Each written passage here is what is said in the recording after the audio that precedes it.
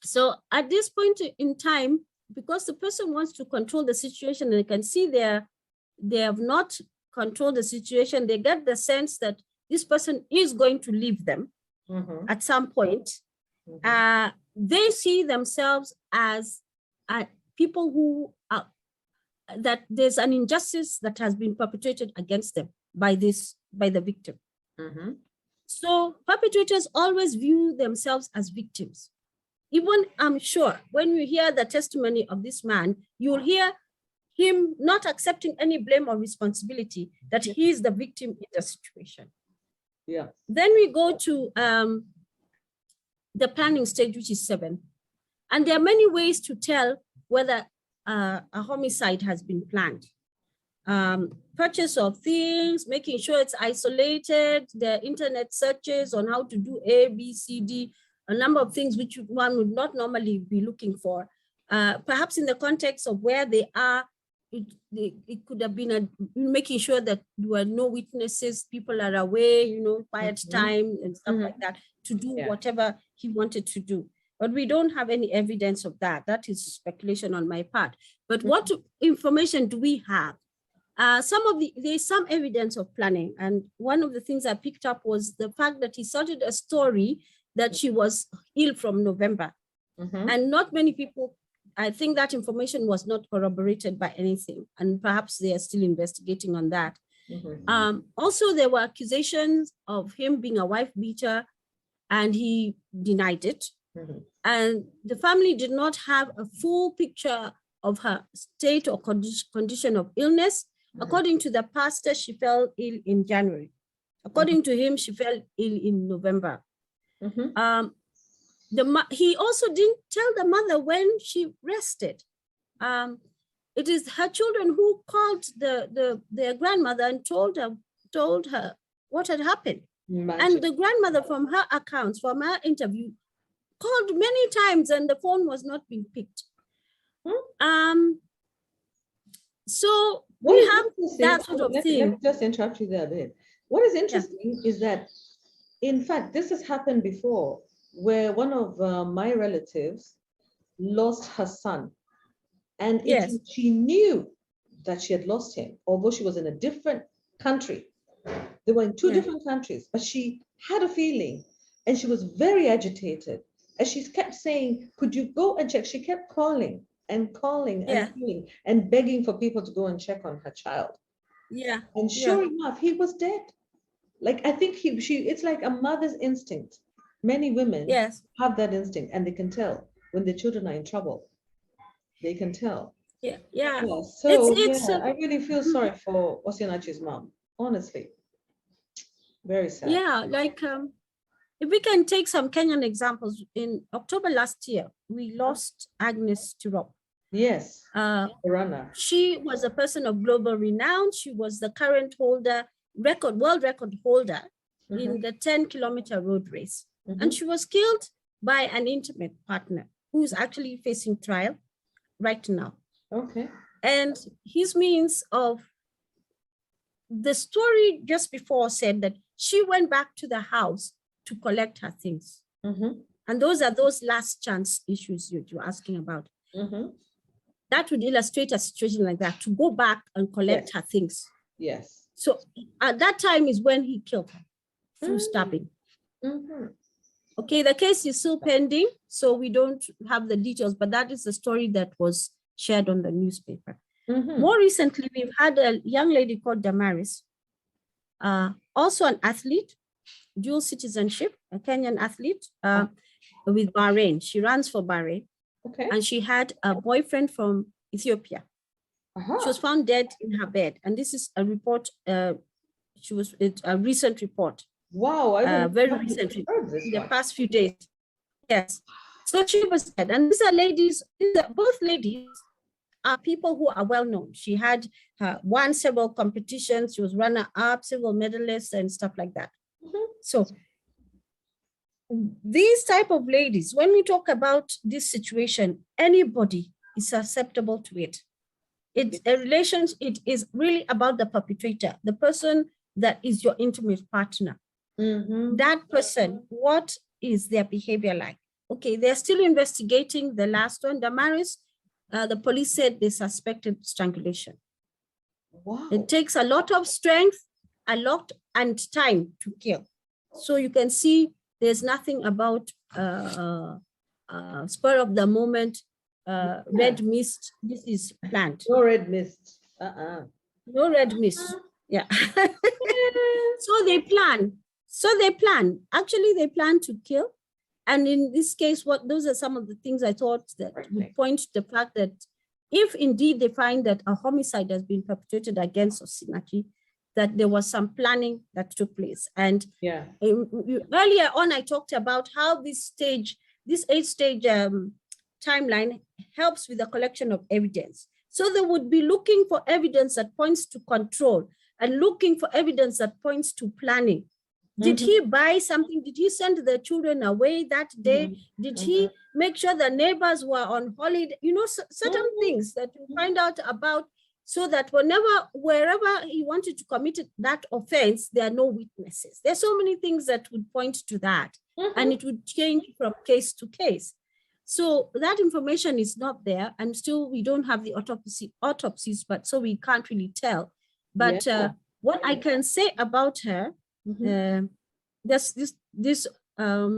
the last stage, of course, is the homicide. We suspect that she was a victim of domestic violence homicide. And the various homicide can manifest in different situations in this type of case, like I mentioned to you earlier: homicide of the victim, homicide, suicide, victim and perpetrator, homicide even of family members. They can kill their children or anybody else who is in the house who cares enough to follow up. Is at risk, by the way. The threat that she comes home alive or dead, even though there could have been a passage of time, speaks to the frame of mind of that person, that they are potential people who can kill. So that's something that should be taken very seriously as they're investigating this case, in my view, and applying this timeline. So what do we learn from this situation? You, me, and anybody who's listening. First of all, there are two things I want to reiterate. One, the victim does not do anything to incur the abuse in this situation. It is the perpetrator. It is the personality of the perpetrator that you need to look at. Two, homicide or deaths in such situations are planned. There's no red mist. They actually plan to do away with. And when this is consistent with the character of the person, they plan from the meeting how they're going to meet you, how they're going to trap you into a relationship. And then when you're in that relationship, you can't get out. So these are very calculating people. So some of the other lessons: don't commit unless you know someone's history. Don't commit, because once you commit, you can't get out. So, ladies and gentlemen, those who are anticipating getting into relationships or marriage, please find out a little bit more about the person you intend to be an intimate partner to. When there's secrecy, take a pause. If you're being accelerated into marriage, into living together, pregnancy or anything, take a step back if you are able to. This is a very complicated situation. Look out for signs of repeated controlling behavior.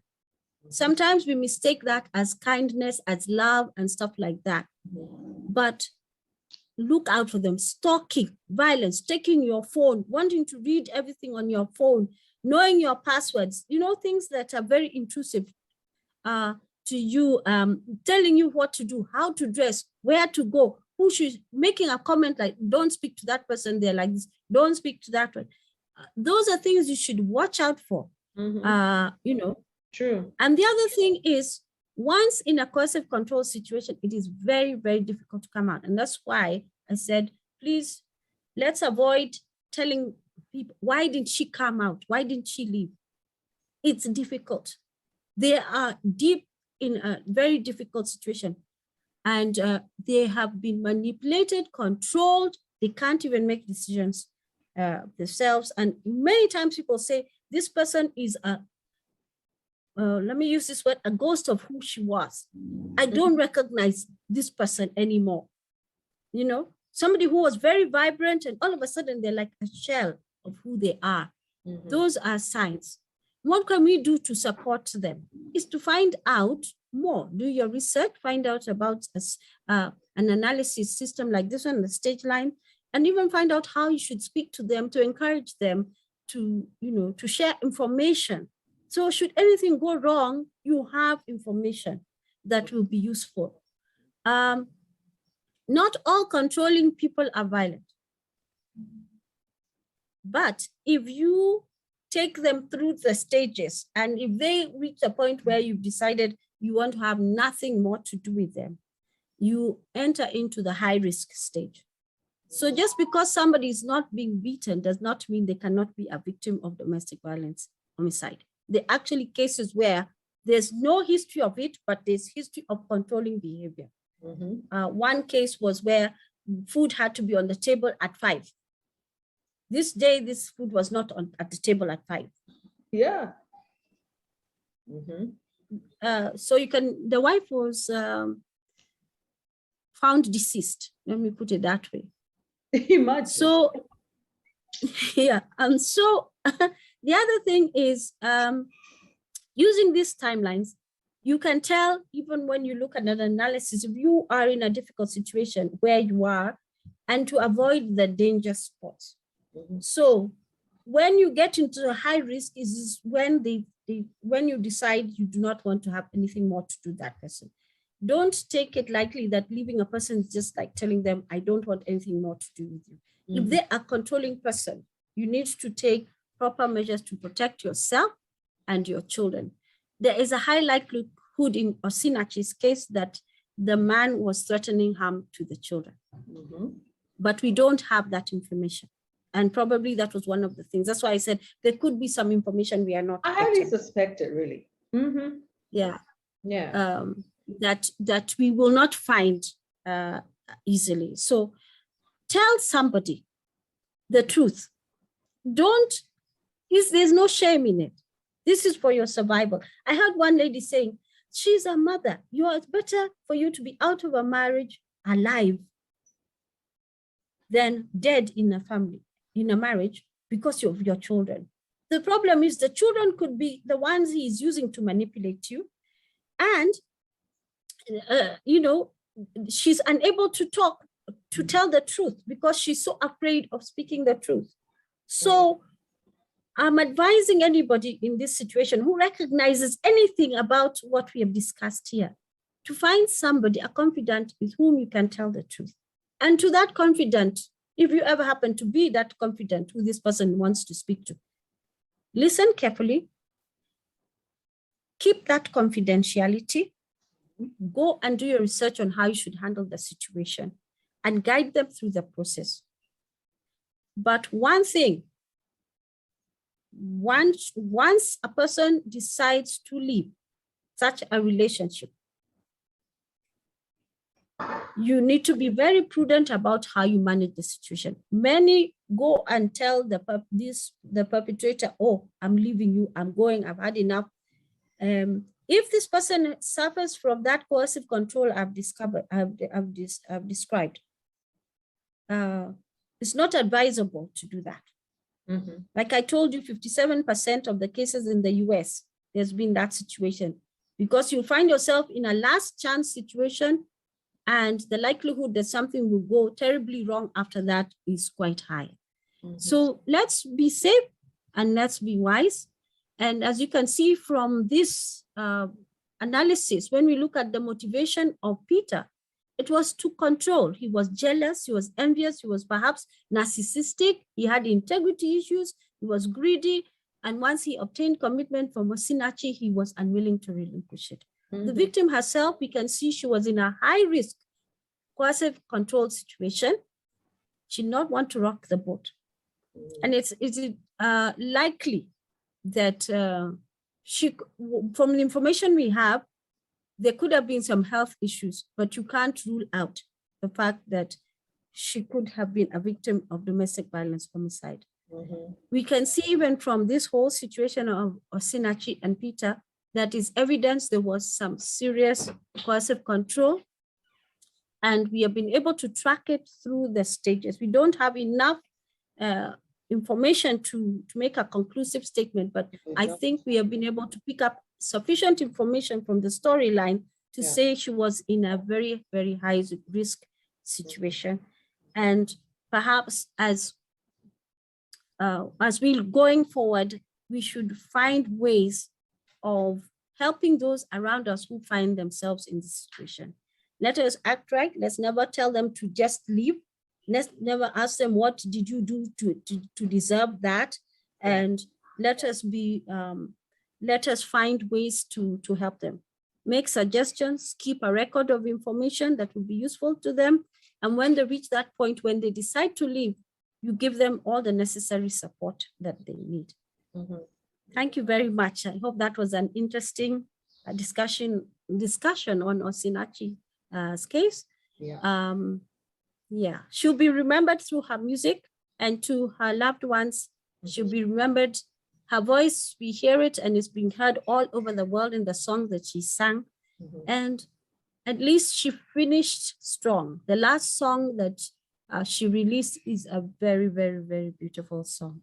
And I'm sure it will be sung all over the world. She actually describes heaven. She says there is a place where, where the people never die, no more crying, no more dying. It's almost like she was predicting something with her last song. Anyway, Susan, thank you so much for your time. That was so fabulous, such a wonderful analysis using the 8-step, approach, 8 red flags of domestic violence and homicide approach. And it's really important for us guys to understand that there is a science behind all of this. As much as you see relationships, there are people who have studied relationships, and we need to become more aware and alert and do our own research and try and identify some of the red flags that could be a risk to either ourselves or to a friend or a colleague or someone that you love.